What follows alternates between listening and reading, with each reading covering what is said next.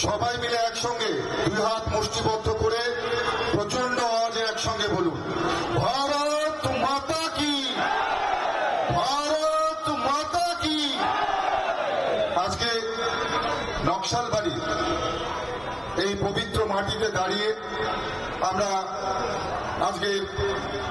আমরা দ্বিতীয় ফেজের, সেকেন্ড ফেজের নির্বাচনে শেষ দিনের প্রচার, আর সেই প্রচারে আজকে এই মঞ্চে উপস্থিত রয়েছে এক ঝাঁক বিধায়ক, আনন্দময় বর্মন, এই আপনাদের নকশালবাড়ি লোকপ্রিয় বিধায়ক থেকে শুরু করে আমাদের সঙ্গে আরো বহু বিধায়কগণ এখানে উপস্থিত রয়েছেন, খগেনদা থেকে শুরু করে আমাদের একেবারে শিলিগুড়ির সম্মানীয় বিধায়ক থেকে শুরু করে বহু কুমারগ্রামের বিধায়ক এখানে উপস্থিত রয়েছে। সেই সঙ্গে সঙ্গে যুব নেতৃত্ব থেকে শুরু করে মহিলা মোর্চা থেকে শুরু করে বিভিন্ন মোর্চার নেতৃত্বরা এবং পাশাপাশি এই মণ্ডলের মণ্ডল সভাপতি থেকে শুরু করে আজকে যারা দূর দূরান্ত থেকে এসছেন, এই বিধানসভার মায়েরা, আমার বাবা কাকার বয়সী মানুষজনেরা, যুব ভাইয়েরা, সবাইকে কোটি কোটি প্রণাম জানাই।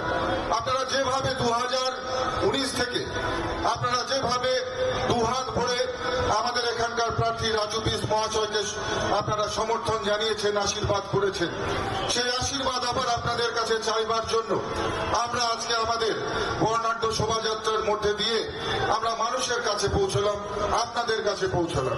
আপনাদের সেই অকৃপণ আশীর্বাদ, আপনাদের শুভকামনা, আপনাদের শুভাশিস চাইবার জন্য আমরা আপনাদের মাঝে এসে উপস্থিত হয়েছি। আজকে একদিকে যেমন সারা বাংলা জুড়ে অরাজকতা চলছে, আপনারা জানেন, মায়েদের সম্মান নেই, আপনারা সন্দেশখালীর ঘটনা শুনেছেন। আজকে যুব ভাইরা, যারা শিক্ষিত যুব ভাই, তাদের কোনো সম্মান এখানে নেই। আজকে একদিকে তৃণমূল কংগ্রেসের গুন্ডা, আর একদিকে পুলিশ প্রশাসন। আমি মঞ্চ থেকে দাঁড়িয়ে বলতে চাই, তৃণমূল কংগ্রেসের সাংগঠনিকভাবে মৃত্যু হয়ে গেছে, পুলিশ আর ঘটে গোনা কয়েকটা গুন্ডা নিয়ে তৃণমূল কংগ্রেস সংগঠন চালাচ্ছে। আজকে দেখুন তো, একদিকে যখন হাজার হাজার মানুষ আমরা এখানে সমবেত হয়েছি, পাশে ওই ছোট্ট ছোট্ট দুটো টোটো নিয়ে তার উপরে দুটো ছোট মাইক লাগিয়ে ওখানে স্লোগান দিচ্ছে, আর পুলিশগুলো দৌড়দাসের মতন ওই টোটো পাহারা দিচ্ছে। আমরা দায়িত্ব নিয়ে বলে যাচ্ছি, প্রশাসনকে প্রশাসনের মতন কাজ করতে দেয়া একটা দায়িত্বশীল নির্বাচিত সরকারের দায়িত্ব। আর সেই দায়িত্বে তৃণমূল কংগ্রেস ব্যর্থ হয়েছে। একদিকে মায়েদের সম্মান লুট করেছে, আর ওই টোটোতে দাঁড়িয়ে যারা ভাষণ দিচ্ছে, শেখ শাহজাহানের মাস্তত পিস্তত ভাই, যারা মায়েদের সম্মান রাতের বেলায় লুট করে আর দিনের বেলায় এসে তৃণমূলের স্লোগান দেয়। আপনারা এদেরকে চিহ্নিত করে রাখুন। নকশালবাড়ির জাগ্রত জনতার কাছে আহ্বান করব, এই টোটোতে দাঁড়িয়ে যারা মাইকিং করছে, যারা রাতের বেলায় মায়েদের সম্মান লুট করে, যারা দিনের বেলায় এসে তৃণমূলের স্লোগান দেয়, এই লোকগুলোকে চিহ্নিত করে রাখতে হবে। যখন সন্দেশখালীতে মায়েরা গর্জে উঠল, যখন মায়েরা হাতে লাঠি তুলে নিল, সারা বাংলা জুড়ে যখন মায়েরা প্রতিবাদের ভাষায় গর্জে উঠল, সারা ভারতবর্ষের মানুষ যখন এই দৃশ্য দেখলেন, যখন সাংবাদিক বন্ধুরা তারা গিয়ে মমতা বন্দ্যোপাধ্যায়কে জিজ্ঞেস করলেন সন্দেশখালীর ঘটনা সম্পর্কে, তখন মমতা বন্দ্যোপাধ্যায় বললেন ছোট ঘটনা, মানে মায়েদের সম্মান লুট হবে, মায়েদেরকে তৃণমূল কংগ্রেসরা রাত 12টায় তাদের পার্টি অফিসে ডেকে তাদের সম্মান লুট করবে, আর এটা মমতা বন্দ্যোপাধ্যায়ের কাছে ছোট ব্যাপার। ভাবুন তো কতটা লজ্জার, কতটা ছোট মানসিকতা হলে একজন মহিলা মুখ্যমন্ত্রী এই ধরনের কথা বলতে পারে। যখন শেখ শাহজাহান এই ঘটনার যে কিংপিং, এই ঘটনার যে মূল নায়ক, যাকে মমতা বন্দ্যোপাধ্যায়কে যখন জিজ্ঞেস করা হলো শেখ শাহজাহান সম্পর্কে, মমতা বন্দ্যোপাধ্যায় বললেন শেখ শাহজাহান নাকি দুষ্ট ছেলে, একজন ধর্ষক, একজন মহিলাদের উপর অত্যাচারকারী, একজন সমাজের চোখে অপরাধী ব্যক্তি। মমতা বন্দ্যোপাধ্যায় বলছেন দুষ্টু ছেলে। আমি আজকে এই মঞ্চ থেকে দায়িত্ব নিয়ে বলে যাচ্ছি, যারা তৃণমূল কংগ্রেসের পতাকার নিচে লালিত পালিত এই ধরনের দুষ্টু ছেলে রয়েছেন, মমতা বন্দ্যোপাধ্যায়ের আশ্রয়ে লালিত পালিত যারা দুষ্টু ছেলে রয়েছেন, টোটোতে দাঁড়িয়ে যারা স্লোগান দিচ্ছেন, কান খুলে শুনে রাখুন, এই